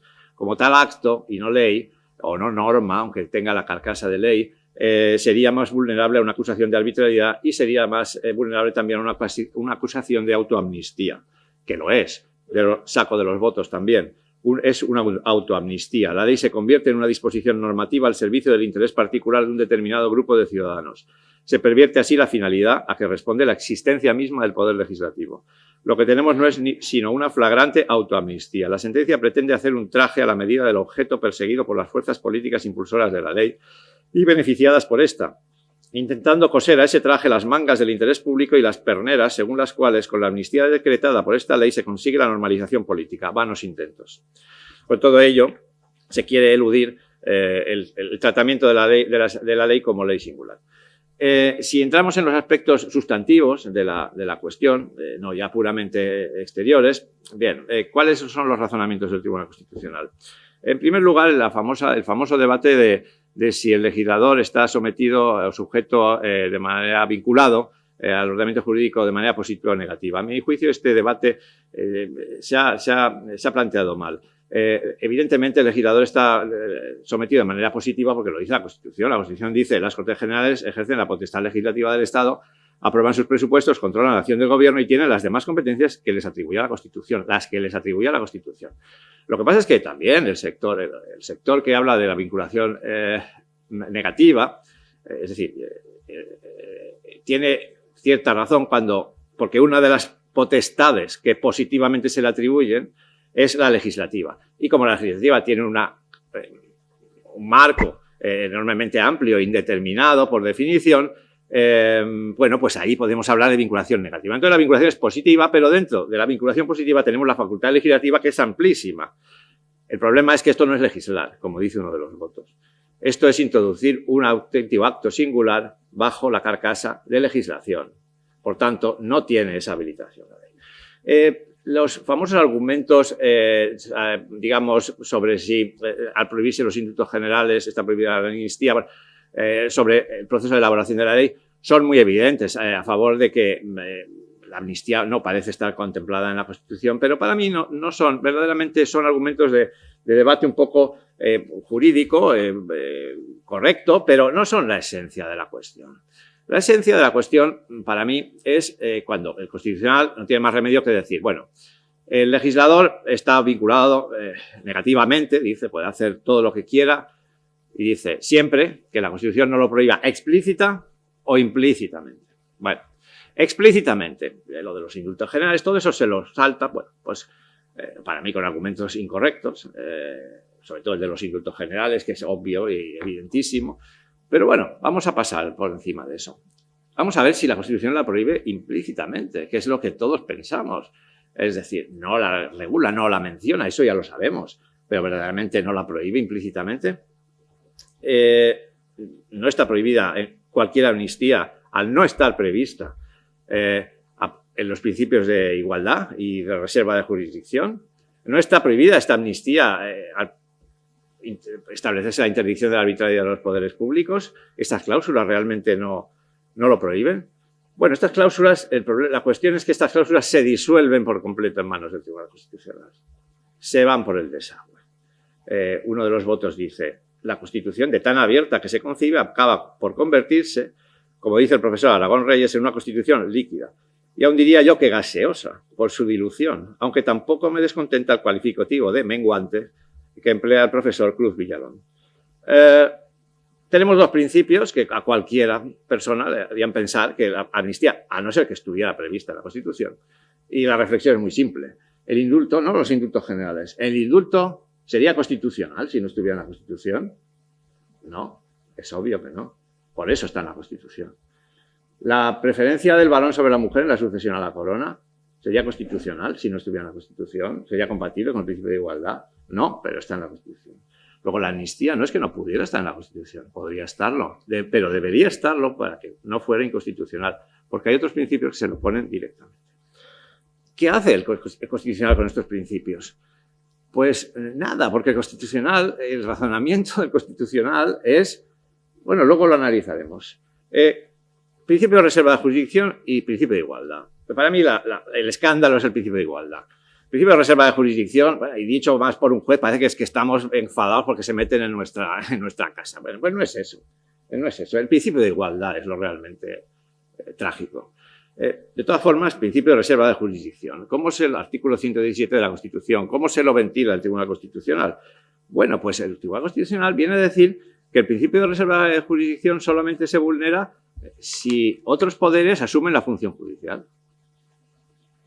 Entonces, mientras el Parlamento no se dedique a juzgar como hacía la Cámara de los Lores, no se vulnera el principio de reserva de jurisdicción. Es como decir, bueno, si se meten en tu casa te vulneran tu derecho a la vivienda, pero si te la quemo, no.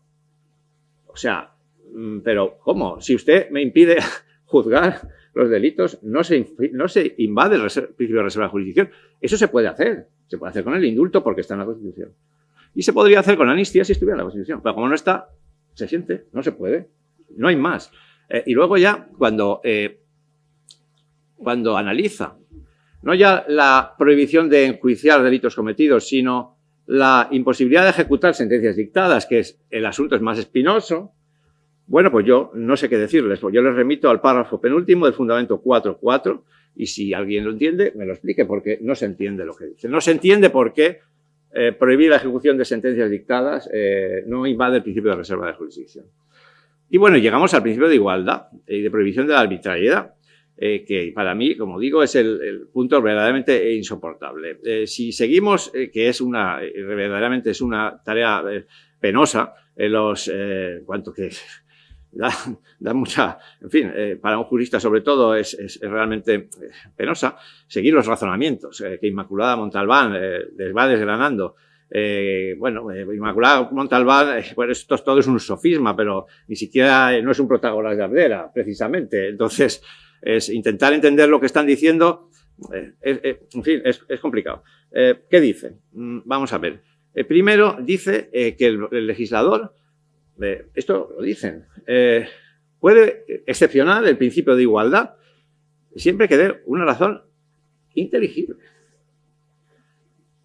Bueno, no estamos muy exigentes, porque, o sea, yo creía que tú no podías vulnerar el principio de igualdad aunque dieras una razón inteligible. Solo faltaría que no dieras una razón inteligible, que entonces ya apaga y vámonos.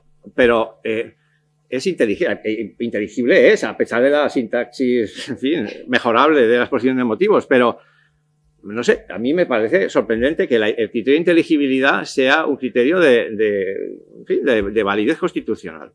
Bueno, entonces analiza la exposición de motivos y efectivamente constata que hay una razón inteligible. Bueno, bien, seguimos avanzando. A continuación, parece, uno tendría ciertas esperanzas porque dice, no vamos a examinar solamente si las razones son inteligibles, sino también si coinciden con los hechos. Bueno, bien. Llega a decir, fundamento sexto, que el contexto y la evolución a través del tiempo son cruciales para una comprensión completa y profunda de todo acto. Bien, porque aquí hay mucho contexto. Ahora bien, cuando va a hacer ese análisis del contexto, resulta que da un giro y dice que para analizar ese contexto solo puede analizar los hechos mencionados en la exposición de motivos. ¿Por qué? No se sabe. Porque, como dicen los votos una y otra vez,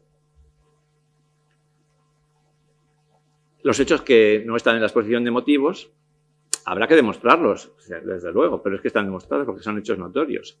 Ya sabemos que el hecho notorio está relevado de prueba.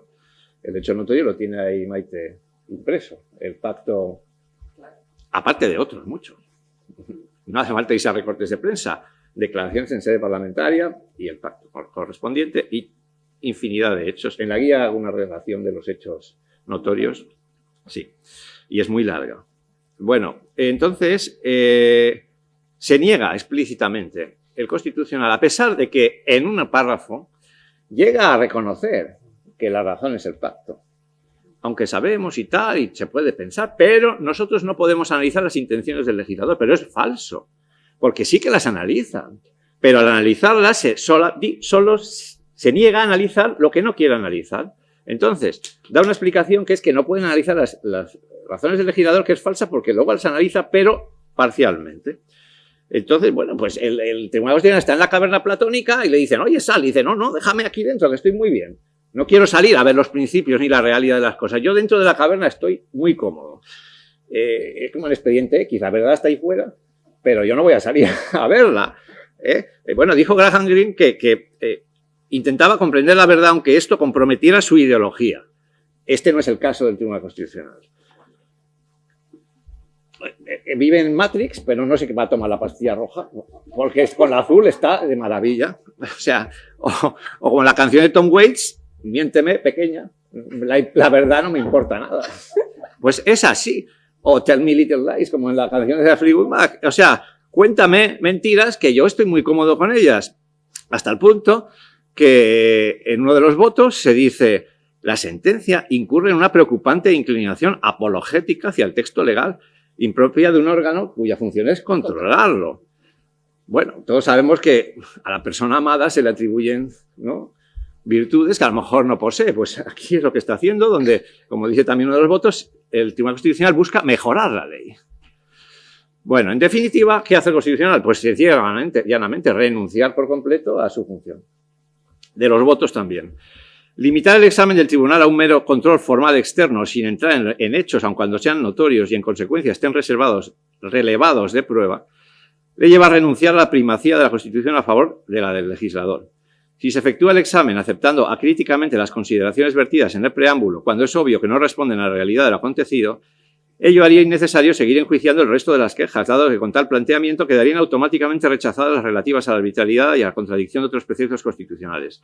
Si basta un juicio meramente externo, cualquier justificación de las exposiciones de motivos o preámbulos de las leyes resultarían suficientes y constitucionales, si coincidieran mínimamente con cualquier valor mencionado por la Constitución, con lo que difícilmente cabrá la arbitrariedad, salvo una improbable por insólita confesión del autor de la misma. Efectivamente, esta sentencia nos dice que si el legislador en la exposición de motivos da una explicación inteligible, puede hacer cualquier cosa. El legislador da por buena la irrealidad que se describe en el preámbulo de la ley de amnistía. El tribunal no atiende a los hechos frente a una vana palabrería de la exposición de motivos. acepta para todo y sin fisuras el relato de un preámbulo que bien puede tener cabida en un mundo paralelo al nuestro, pero que desde luego no es en el que vivimos. Sobre todo, la sentencia ha decidido apartarse de la búsqueda de la verdad. Se ha puesto la venda ante la evidencia del hecho notorio, de la causa ilícita. La sentencia desconoce o no le importa el hecho notorio. El Tribunal Constitucional renuncia así a ejercer la función de control. Se ampara la arbitrariedad del legislador mediante el recurso al torpe maquiavelismo del fin justificador de los medios, por más que se haya acreditado que esto supone una flagrante violación de la Constitución. La sentencia escamotea la gran cuestión que plantea la ley, esto es, la arbitrariedad del legislador. La sentencia, aparte, realiza como se dice en otros de los votos, un razonamiento circular en el cual, usando como los principios, que ha dicho que se disuelven, se utiliza como argumento contra estos principios el carácter excepcional de la amnistía, pero es que lo que queríamos saber es si la amnistía existe para excepcionar o no estos principios, de tal manera que es un razonamiento tautológico. Y la prueba, y ya voy terminando, la prueba del algodón de los razonamientos del Constitucional la tenemos si aplicamos esos mismos razonamientos a una ley que legalizara la esclavitud. Bien, supongamos que hay una situación real de crisis económica y que algunos sectores de la economía española no hay mano de obra, es el sector primario, no tenemos productos agrícolas, hay que hacer algo. Eso es una realidad. Y entonces se establece la esclavitud de los inmigrantes ilegales o de los gitanos o de la gente de Segovia. O sea, se establece la esclavitud. Bueno, vamos a aplicar la plantilla de esta sentencia a una ley que reconozca la esclavitud, con una exposición de motivos, eso sí, donde se explique la situación económica y que no hay más remedio, con invocaciones a los principios de la Constitución, que hablan de la regulación de la economía, del bien público, etc. Bien, ¿qué diría este razonamiento? La Constitución española es abierta, no establece un programa. El legislador está vinculado negativamente y, por tanto, puede regular cualquier cosa. Pero eso será siempre que no vaya en contra de la prohibición constitucional, explícita o implícita. No hay ninguna prohibición explícita en la Constitución en contra de la esclavitud, y mucho menos de la esclavitud de los inmigrantes, o los gitanos, o la gente de Segovia. La prohibición de los trabajos forzados, que está en el artículo 25.2 como prohibición de la pena de los trabajos forzados, no es relevante, ni quiere decir que no quepa la esclavitud, porque entre trabajos forzados establecidos una pena y la esclavitud regulada en una ley no hay una diferencia cuantitativa, sino cualitativa, como dice, respecto de los indultos generales y la amnistía. Y además, como también dice, los trabajos forzados son impuestos por una sentencia, mientras que la esclavitud la está estableciendo la ley. Esto es así en la ley de amnistía, así lo dice. Bien, pero ¿se prohíbe implícitamente la esclavitud? Bueno, es cierto que en la Constitución se recoge el derecho de libertad y el principio de igualdad, con prohibición de discriminación por razón de raza. Sin embargo, el legislador dice que esto es por una gran crisis económica y esto es inteligible y responde a la realidad, porque es cierto que existe una gran crisis económica. Yo no veo ninguna diferencia. Sí, voy a ver una diferencia a favor de la ley de esclavitud. En principio no veo ninguna diferencia entre esto y lo de la ley de amnistía. Diremos, hombre, la esclavitud, pero ¿cómo va a ser constitucional si hay un principio de igualdad, de libertad? Sí, claro, y lo mismo con la amnistía. Exactamente igual con la amnistía. ¿Cómo va a ser constitucional teniendo lo que tenemos? Pero la ley de esclavitud tenía una cosa a favor, que es que por lo menos la razón que se daba en la exposición de motivos para establecerla, a lo mejor era cierta, que había una crisis económica y que algunos sectores estaban desabastecidos, pero es que encima de la de amnistía sabemos perfectamente que la que se da no es verdad. O sea, es peor la ley de amnistía. Bien, bueno, y voy a concluir con algunas citas también de los votos, muy breves. Primero una de Orwell: en tiempos de mentiras, decir la verdad es un acto revolucionario. Y los votos dicen muchas verdades. Estamos ante una sentencia profundamente errada, además de errática, que supone la absoluta deslegitimación del Estado de Derecho en España. El Tribunal Constitucional se erige en una suerte de poder constituyente que reescribe a su gusto la Constitución. Estamos ante una anomalía jurídica, estamos ante un claro ejemplo del sometimiento del derecho por la política y de la razón por el poder. Se ha creado un precedente muy peligroso. El poder puede comprarse con impunidad y la ley se convierte no en una herramienta al servicio de los ciudadanos, sino de los poderosos. Fuera de la Constitución no hay democracia, Estado de Derecho ni convivencia posibles. Solamente hay despotismo y arbitrariedad.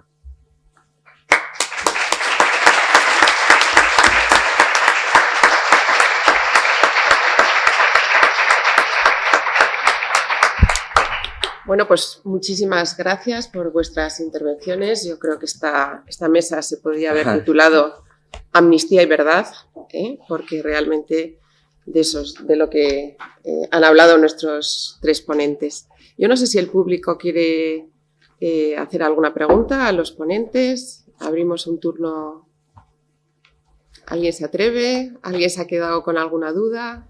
Sí. A ver, el tema sería un poco por reconducirlo al Tribunal Constitucional, un poco la sensación de que no hay control constitucional realmente de lo que pasa en el Parlamento, ¿no? De lo que pasa en el Parlamento, en los parlamentos autonómicos. Yo creo que sería un poco esa la inquietud que está expresando Nekane, ¿no? Sí, pues yo creo que el Tribunal Constitucional ha dejado de servir. No es que no sirva, es que es peor que no servir. Es una amenaza para la libertad. He dicho antes que hay que poner en relación la sentencia que tolera que se eliminen competencias en contra de la dicción expresa de la Constitución al Consejo General del Poder Judicial. Segundo, la sentencia de los ERE, donde a través de una interpretación expansiva del artículo 25 de la Constitución, que es curioso que en la de la amnistía los principios desaparecen, pero en la de los ERE, cuando interesa, el artículo 25 se hipertrofia hasta el punto que el Constitucional va a poder al final decidir si una botella es instrumento peligroso o no en un delito de robo, para entrar en lo que le dé la gana, revocando al Constitucional.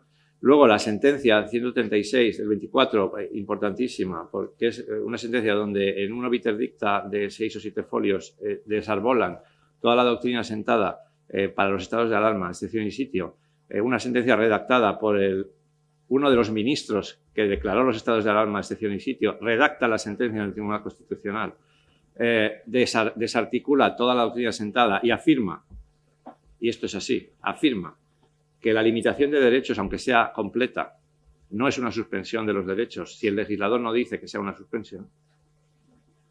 Estamos en la misma línea. Si en la exposición de motivos se dice que esto es por esto, esto es por esto. Si el legislador dice que la limitación de derechos, aunque sea al 100%, no es una suspensión, no es una suspensión. Es decir, tú dices, ¿qué va a pasar? Yo no sé qué va a pasar. Lo que sí ya ha pasado es que el Tribunal Constitucional es un peligro para los derechos de los españoles. La doctrina que está sentando en las últimas sentencias es un peligro absoluto para los derechos de los españoles. Absolutamente.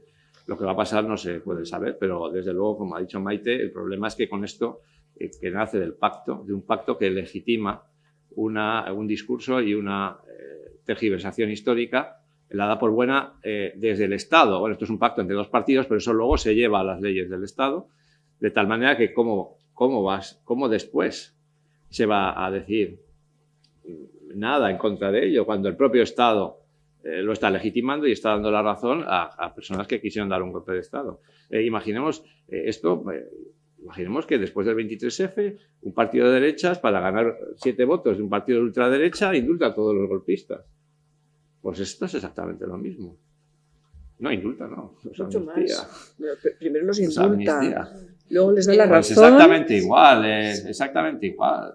O sea, y la certeza absoluta de que si esta ley no la hubiera yo, tengo la convicción completa de que si esta ley la hubiera hecho otro partido, por supuesto se hubiera declarado inconstitucional en el actual Tribunal Constitucional. Pero es que el actual Tribunal Constitucional está formado por exministros, exdirectores generales, es decir, que, en fin, la forma de elección de los magistrados del Tribunal Constitucional está en la Constitución, es una elección política, en el buen sentido de la palabra, por órganos políticos. Y bueno, siempre ha habido polémica, que si cada partido busca los más afines, pero nada tiene que ver a esas polémicas con el nivel de la gente que se ha seleccionado en esta última selección. Sí, yo creo un poco... Sí, Teresa. A ver, yo nunca hubiera imaginado que estuviéramos en la tesitura actual, ¿no? Y nunca hubiera imaginado que nuestra entrada en Europa tuviera en estos momentos la importancia capital que tiene, desde el punto de vista siguiente. La Unión Europea, como podéis apreciar, está en estos momentos con muchos problemas, muy desdibujada. La Comisión parece que no exista, el Parlamento tiene múltiples problemas. Si hay el Consejo, cada Estado hace de su capa un sayo, pero si hay algo que en estos momentos está funcionando en la Unión Europea es el Tribunal de Justicia de Luxemburgo. Es lo que sostiene en estos momentos a la Unión Europea. Y sostiene la Unión Europea y, por lo tanto, sostiene a los Estados miembros de la Unión Europea, que recurren a él cuando ven que internamente tienen un bloqueo que únicamente ahí pueden desbloquear. Hay una cosa que no he explicado antes y que también se trató en la vista, y es la realidad que va a suceder de sucesivas cuestiones prejudiciales que puedan presentarse en el trámite de ejecución de la sentencia del Tribunal Constitucional o en los recursos de amparo que el Tribunal tiene que dilucidar tras la sentencia del Tribunal de Justicia. Es decir, no se queda cerrada ahí la puerta. En el trámite de ejecución se pueden volver a plantear sucesivas cuestiones prejudiciales, y esto lo reconoció la abogada del Estado y lo reconoció el fiscal del Tribunal de Cuentas. Con lo cual, podemos pensar que tenemos un asidero importante del único órgano que hoy en día está funcionando con claridad en defensa del Estado de Derecho. Y por último, me referiré a una sentencia que ha salido, ayer la comentamos, ayer noche, hace un mes y medio más o menos, del Tribunal de Justicia de la Unión Europea, resultado de una cuestión prejudicial de jueces de Cracovia. Los jueces polacos han sido realmente un ejemplo en la resistencia para poder hacer que perviviera el Estado de Derecho en Polonia y en la Unión Europea.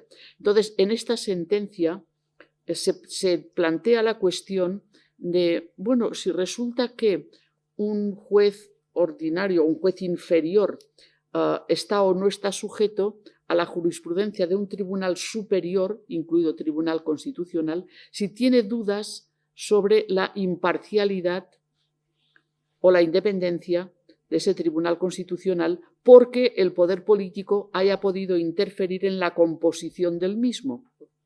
Y dice el Tribunal de Justicia, en este caso era un tribunal de 7 y había 1 contaminado. La voluntad del tribunal queda totalmente desfigurada por la contaminación de 1 y, por lo tanto, el juez inferior no estaría vinculado a la jurisprudencia que emanase de ese órgano. Es una sentencia muy reciente, hay que estudiarla mucho todavía, hay que ver qué efectos puede tener, pero afortunadamente, ¿no?, pues, ha existido la Unión Europea y afortunadamente el Tribunal de Justicia mantiene unas posiciones jurídicamente muy claras en torno a cuál es su posición, su función y la garantía del Estado de Derecho en toda la Unión Europea. Muy bien, pues... Sí, muy brevemente. Solo decir que en tiempos de pulsiones populistas que estamos viviendo, y teniendo en cuenta que una parte de la disolución del pensamiento democrático llega a través de los teléfonos móviles a las cabezas de la gente, toda la polarización de los sesgos en realidad es el gran triunfo de la internacional que puso en marcha en su día esos proxies. No importa que sea populismo de izquierda o populismo de derecha, en el sentido más extremo. Lo que importa es que se disuelva el pensamiento democrático. ¿Estamos en tiempo de pulsiones populistas? Sí. En la Unión Europea misma ha costado más el ver que el populismo identitario o el populismo de ultraizquierda es tan grave como un populismo, digamos, a favor de la esclavitud y del fascismo o de yo que sé qué otro argumento peregrino. Pero yo creo que poco a poco se van dando cuenta. Con lo cual, primero, afortunadamente, y estoy de acuerdo con mis compañeros, estamos en la Unión Europea. Segundo, la espiral del silencio. Todas estas cosas que estamos viviendo, que no pensábamos que íbamos a vivir, que todos los peores rasgos del populismo que conocimos en el País Vasco después se desarrollaran además con injerencia rusa en Cataluña y que ahora los tengamos. O sea, estamos como en Piratas del Caribe, estamos en una pesadilla y estamos en ella. O sea, que sí, estamos en la perla negra. Bien, con todo. ¿La espiral del silencio existe? Sí. ¿Pensamos muchas veces, pues solo debo de estar pensando yo esto? Sí, no es verdad. La gran mayoría de gente no busca el suicidio del Estado de Derecho democrático, pero lo que vamos a tener es que hablar. Ese acto revolucionario de contar lo que nosotros percibimos como las causas más verdaderas de las cosas. Y bueno, apretarse porque no va a ser sencillo. Esto no hay soluciones milagro. O sea, tenemos una situación complicada mundial y nacional. Pues tenemos que ir acabando, lamentablemente. No sé si hay alguna pregunta por ahí. Sí. Yo sí quería, Sí. sobre esto, una pequeña... Sí. Tenemos un problema que es que es lo del principio de no regresión. Es decir, lo que Sí, tenemos claro. en España es contrario manifiestamente a la normativa europea. ¿Por qué se meten con Polonia y con nosotros no? No, porque como esos son de derechas y aquí siempre van a... No es eso. O no sé si tendrá algo que ver. Es que Polonia está ahora adoptando estas medidas.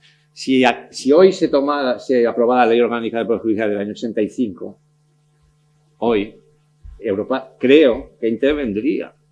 Pero Europa, las situaciones ya creadas y consolidadas, no entra, porque claro, causaría una revolución en muchos sitios. Entonces lo que dice es, bueno, lo que está tiene que mejorar o quedarse como está, nunca para atrás. Por eso no se meten, pero nosotros tenemos un sistema que coincide muchísimo con lo que ha pasado en Polonia, pero que es calcado. Pero está establecido en una época en que Europa no intervenía, de hecho ni siquiera estábamos en Europa, y entonces por eso hay menos actividad contra España, creo yo. Muy bien. Bueno, pues voy a cerrar esta mesa diciendo que la autoridad del derecho se basa en la búsqueda de la verdad, ¿eh? Y sin la búsqueda de la verdad, el derecho son solo palabras.